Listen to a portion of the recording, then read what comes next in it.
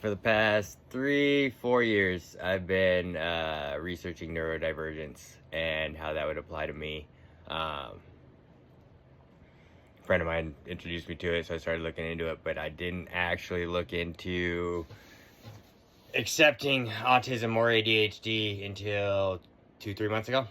And I now self-diagnose as autistic ADHD, and I am pursuing the official assessment process for that.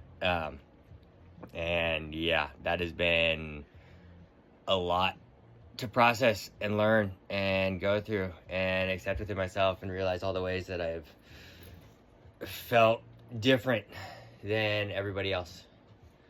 Felt like I was doing humaning wrong. Never understanding people saying one thing but meaning another, or misinterpreting my literal words for something that they're not, and always being left with confusion. Learning how to interact with others and speak in the correct way. Like, my whole life has been learning how to speak correctly, because obviously I don't speak right for the general population. And like, I chalked it up to I had my giftedness as well, because I happen to be one of those. And that I just accepted that as the reason why people didn't like me. Why maintaining friendships was so hard. Why making friends was so difficult. It's... Ooh. Yeah.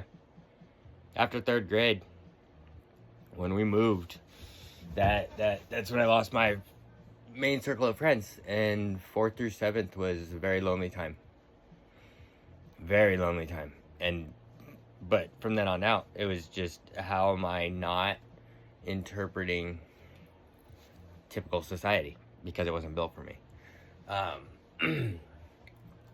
And all of that comes with it, and constantly feeling like, I don't know, it's just feeling out of place. Always feeling out of place. And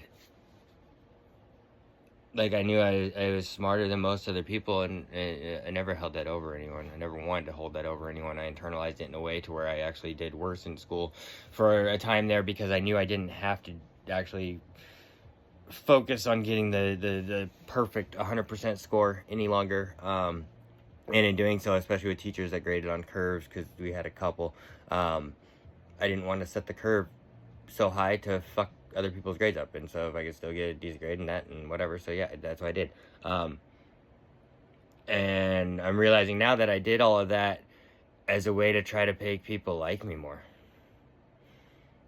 you know, to fit in more, to get to their level. And that's what my whole life has been, trying to get to other people's level and understand where they're coming from, and not being so confused when people say one thing and mean another. Showing up for people the way I have, and being taken advantage of. I do feel taken advantage of over the years of people that I've helped. And I never expected anything from anybody. I didn't. But if I asked for help, like, that was a big thing for me to ask for help. Very rarely did I ask for help. And the reason I didn't ask for help is because no one ever wanted to freaking give it to me.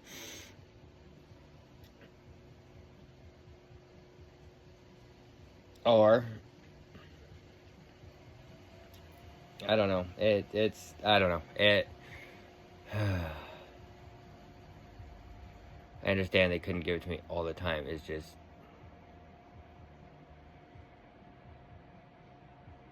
I have felt so out of place for so long. never had an explanation for why I thought differently than everyone else. Feeling like an alien on this planet, interacting with everybody and not understanding. I mean, I learned. That was the benefit of the giftedness. I was able to learn. But it's didn't make it any easier. Having to constantly make sure that, one, I'm putting on the right face for you to interpret me correctly, because if I just, oh God, the level of masking is insane. It's insane. It's insane. It really is. It's insane. Navigating the depth of my mask that I have developed in all my interactions has been a process. But it has been rewarding to get to where I'm at.